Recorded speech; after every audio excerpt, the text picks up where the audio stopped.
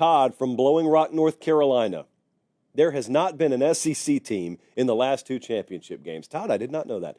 Has their run of terror finally ended as the rest of the sport caught up to them after everyone was allowed to start paying players? Well, well, well. Todd, that's a hurtful allegation that you're hurling at the SEC. Are you suggesting, Todd, that there were some recruiting improprieties disproportionately in the SEC relative to the rest of college football? Because I got to tell you, I've seen no evidence of it, Todd. None whatsoever. This is the first time hearing about this.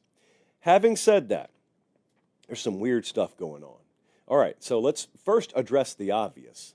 Does the SEC feel a little more vulnerable than they have been in generations past? Of course, it's because they are. Does the SEC feel a little down? Well, of course, they are. Have there been shifts in the college football landscape that may have served to balance out the overall structure of the sport at the detriment of the SEC? Yes. Stop asking yourself obvious questions, Josh. Okay. But I do want to address something. There's this weird thing going on right now.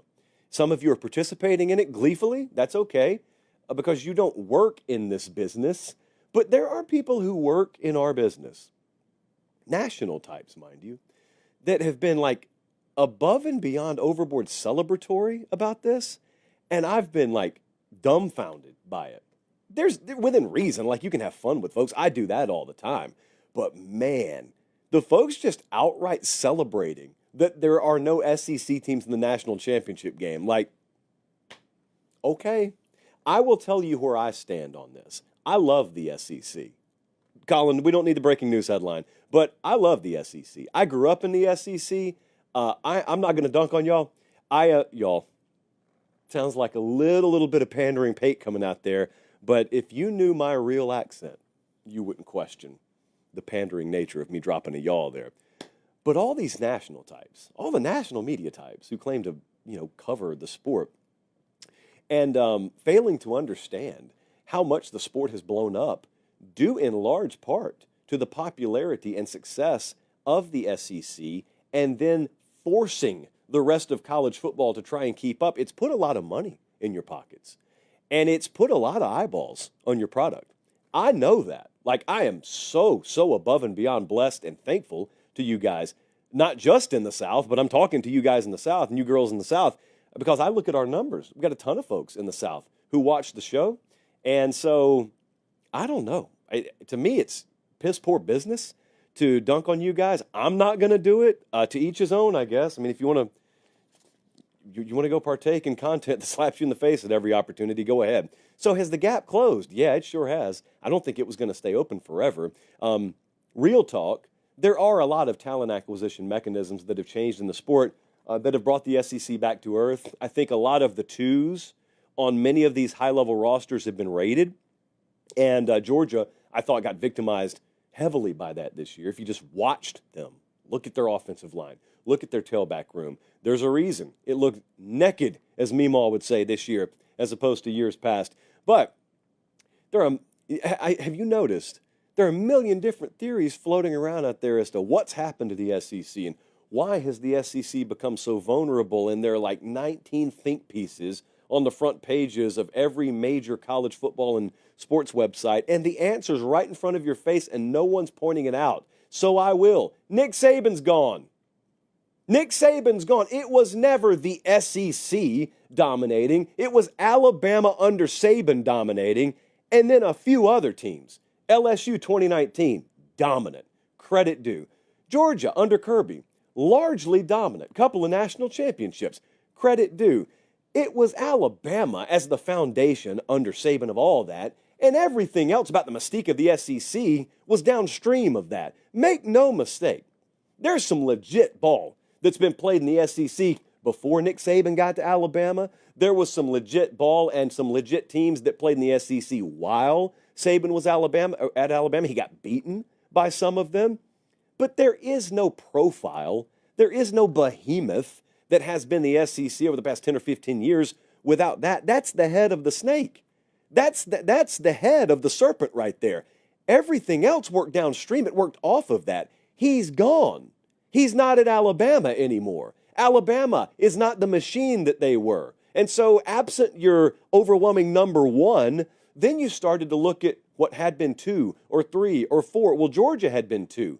And Georgia happened to be gutted by injury this year. But also, I told you in August, I predicted them to lose 2 regular season games and not make it to Atlanta. I was half right on that because I didn't think they were going to be their usual self this year. So the SEC was down this year. Saban's not at Alabama anymore. So if you zoom it out, the SEC's results this year kind of make a lot of sense to me. Not to mention, even if Saban had been at Alabama this year, Ohio State's doing exactly what Ohio State should have done.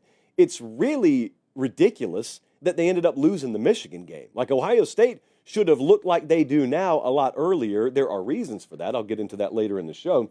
But there's a lot of celebration going on right now. And I'm looking around because the question was, is the SEC's run of dominance over? Well, what they were doing is not going to happen anymore because it was largely what Alabama was doing, which is not going to happen anymore. Bama won't do it.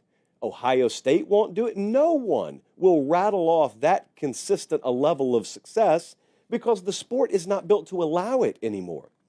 So no conference, the SEC included, is going to hang numbers like that again.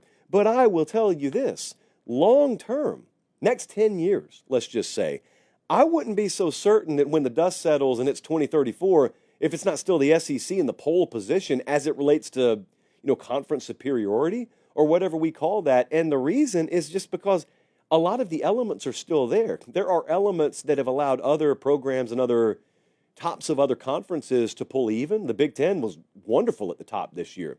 It's just going to be like that every year? I don't know that. You can hope that, you can speculate that, but I can tell you they're not going to stop caring and investing in Athens, Georgia, or Austin, Texas, or Norman, Oklahoma. Like, Oklahoma's bad right now. Florida was not great this year, although they improved at the end. Auburn, terrible this year. The reason I'm mentioning the bad programs is because unlike in maybe the Big Ten when you go to the second tier, and we're talking about Illinois, or we're talking about Iowa, or we're talking about Wisconsin, these programs in the South have won a national title in the last couple of decades. The others haven't, which doesn't mean anything relative to the future other than it's reasonable to assume the desperation is there and the willingness to spend is there to the point where they'll just keep trying until they get it right. Like, Auburn will not rest until they're a contender. Oklahoma will not rest until they're a contender. And you can say that on the second and third tier of these other conferences. There's no reason for me to believe you'll ever actually be one. There is a lot of depth. South Carolina, A&M, Ole Miss, Tennessee, LSU. There's too many historically high-level programs that were or weren't at a high level this year that I trust will be. So you can theorize all you want to that this new format has brought this conference back to earth. Bringing it back to earth may only pull it even with you. Any given year could still be number one.